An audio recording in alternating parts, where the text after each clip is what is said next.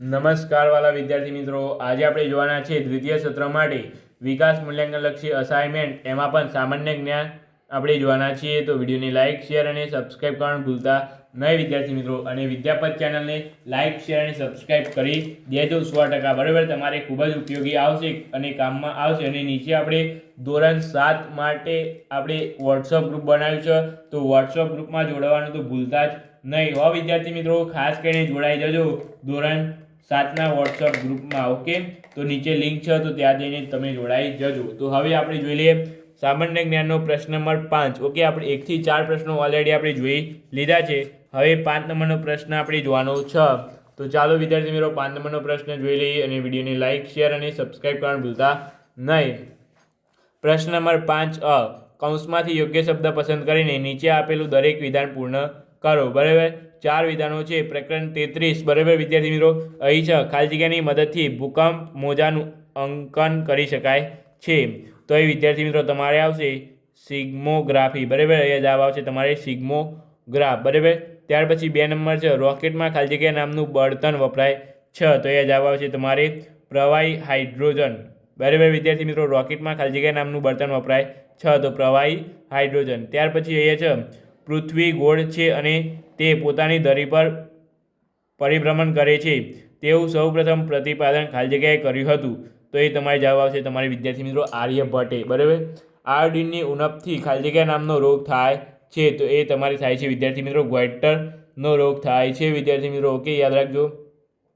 ખાલી જગ્યાનું નામ પ્રાણી પોતાનું ગુમાવેલ અંગ પરથી મળી શકે છે. તો અહીં વિદ્યાર્થી મિત્રો તમારે જવાબ આવશે તારા માછલી. બરાબર, ત્યાર પછી અહીં તમારે છે 6 નંબર ખાલી જગ્યા હાઇડ્રોજન બોમ્બના પિતા ગણાય છે. યાદ રાખજો વિદ્યાર્થી મિત્રો, પૂછાઈ શકે છે ખાલી જગ્યા હાઇડ્રોજન બોમ્બના પિતા ગણાય છે તો એડવર્ડ ટ્રેલર. ઓકે, ત્યાર પછી 7 નંબર છે તમાકુ ખાલી જગ્યા નામનું ઝેરી દ્રવ્ય છે. તો અહીં વિદ્યાર્થી મિત્રો તમારે જવાબ આવશે નિકોટીન. ઓકે, તમાકુમાં નિકોટીન નામનું ઝેરી દ્રવ્ય રહેલું હોય છે. ત્યાર પછી 8 નંબર છે પૃથ્વીના પોપડામાંથી ખાલી જગ્યા ધાતુ વિપુલ પ્રમાણમાં મળી આવે છે. તો એ વિદ્યાર્થી મિત્રો જવાબ આવશે તમારે બોક્સાઇડ. બરાબર, બોક્સાઇડ. બરાબર, તો આ ખાસ કરીને જોઈ લેજો. પ્રકરણ નંબર 34ની હવે વિદ્યાર્થી મિત્રો આપણે હવે વાત કરી લઈએ. તો 1 નંબર અહીંયા જોઈએ પ્રમાણભૂત પ્રતીકો ઉપયોગ કરીને પ્રક્રિયા સમજાવતી આકૃતિને ખાલી જગ્યા કહે છે. તો એ જવાબ આવશે તમારે ફલટો ચાર્ટ. બરાબર, ફલટો ચાર્ટ. ત્યાર પછી એ છે શીર્ષકની ટેક્સ્ટ સાઇઝ બદલવા માટે ખાલી જગ્યાનો ઉપયોગ થાય છે. તો એ જવાબ આવશે તમારે હેડર. બરાબર, અહીંયા જવાબ ખોટા હોય તો આપણે પાછળ તમને જવાબ બતાવી દઈશું. જવાબ એકદમ સાચા જ હશે. બરાબર વિદ્યાર્થી મિત્રો, ટેન્શન લેવાની કંઈ જરૂર નથી. ઇન્ટરનેટ દ્વારા સંદેશો મોકલવા માટે ખાલી જગ્યાનો ઉપયોગ થાય છે. તો ઈમેલનો થાય છે. રો અને કોલમના છેદને ખાલી જગ્યા કહે છે. તો એને વિદ્યાર્થી મિત્રો શું કહેવાય વિદ્યાર્થી મિત્રો? સેલ. ઓકે વિદ્યાર્થી મિત્રો, અહીં તમે પાછળ જવાબ જોઈ શકો છો. એ જ હશે આપણે જે કીધા એ. બરાબર, ત્યાર પછી છે HTML ડોક્યુમેન્ટનો અંત હંમેશા ખાલી જગ્યા વડે થાય છે. તો એ જવાબ તમારે અહીંયા આવેલો જ છે. આ બરાબર વિદ્યાર્થી મિત્રો, આ જવાબ જોઈ લેજો. ખાસ કરીને જવાબ તમારે આવશે આ રીતે. બરાબર વિદ્યાર્થી મિત્રો, ત્યાર પછી છે ખૂબ જાણીતું સર્ચ એન્જિન ખાલી જગ્યા છે. તો એ જવાબ આવશે તમારે ગૂગલ. ઓકે વિદ્યાર્થી મિત્રો, ખૂબ જ જાણીતું સર્ચ એન્જિન ગૂગલ છે.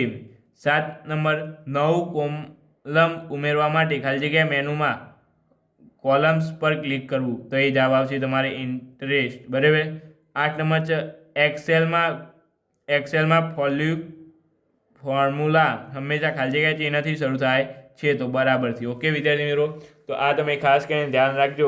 ત્યાર પછી અહીં આ પ્રશ્ન નંબર 5નો બરાબર, તો અહીં તમારે કીધું છે કે આકૃતિમાં આપેલ 4 આકૃતિમાંથી જુદી પડતી આકૃતિ તમારે અહીંયા દર્શાવવાની છે. બરાબર, જુદી પડતી આકૃતિ એ તમારે દર્શાવવાની છે. તો અહીં જો બધી જ 4 આકૃતિ આપી છે. તો આ એક ચોરસ છે, એમાં પણ અંદર ચોરસ છે. બરાબર, આ ગોળ છે તો એની અંદર પણ બીજા ગોળ જેવા ભાગ પાડેલા છે. એવું લાગે છે ને ચોરસ? બરાબર, આમાં પણ ત્રિકોણ છે, તેની અંદર પણ ત્રિકોણ છે, પરંતુ આ જુઓ આ અલગ પડી છે. તો અહીંયા તમારે જવાબ આવશે એ. ત્યાર પછી આ છે ચમચી, આ છે તમારે આ પણ ચમચી છે, પછી આ છે ચપ્પુ અને આ છે પેન. તો પેન અલગ પડે છે. બરાબર, આમાં તમારે શું અલગ પડે છે વિદ્યાર્થી મિત્રો?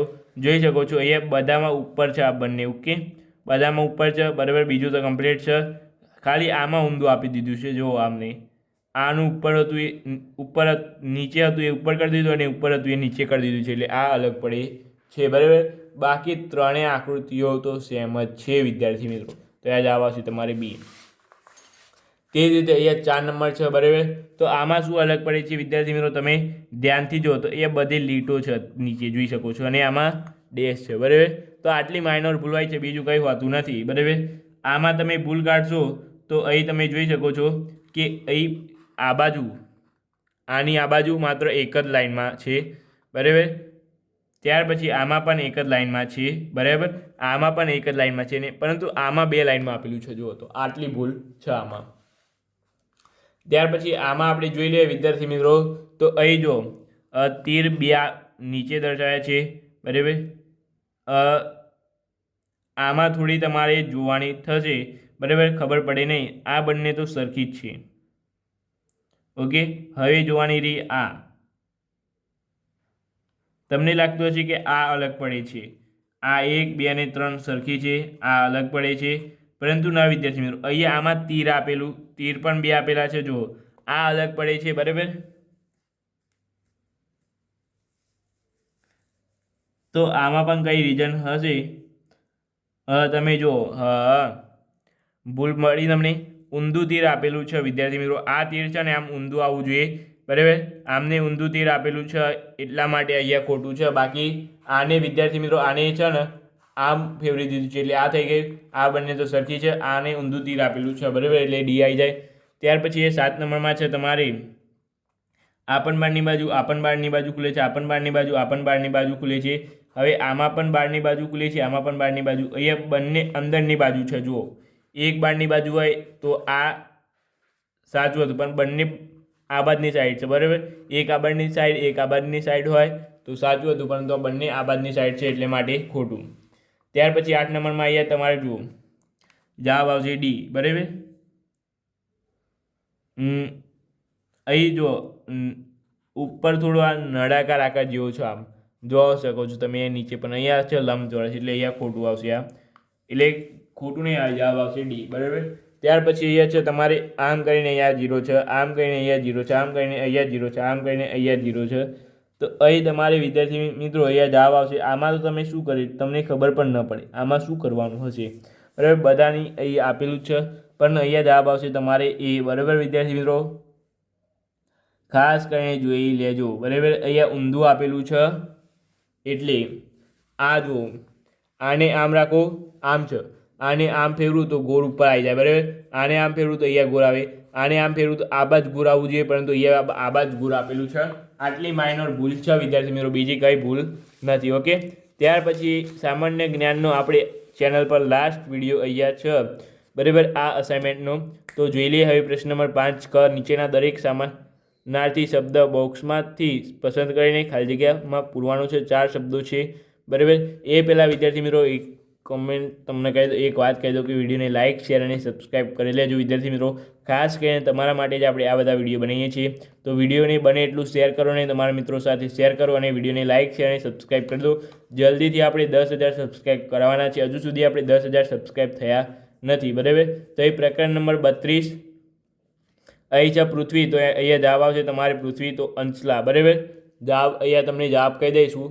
પૃથ્વી તો અહીંયા જવાબ આવશે અચલા બરાબર. હવા તો અહીંયા જવાબ આવશે પવન. અમૃત તો અહીંયા જવાબ આવશે પિયુષ. કુલ તો અહીંયા જવાબ આવશે તમારે વંશ. રાત તો અહીંયા જવાબ આવશે રજની. ઈશ્વર તો અહીંયા જવાબ આવશે ભગવાન. પેડ તો અહીંયા જવાબ આવશે ધ્રુમ. ત્યાર પછી અહીંયા છે લક્ષ્મી, તો અહીંયા જવાબ આવશે કમલા.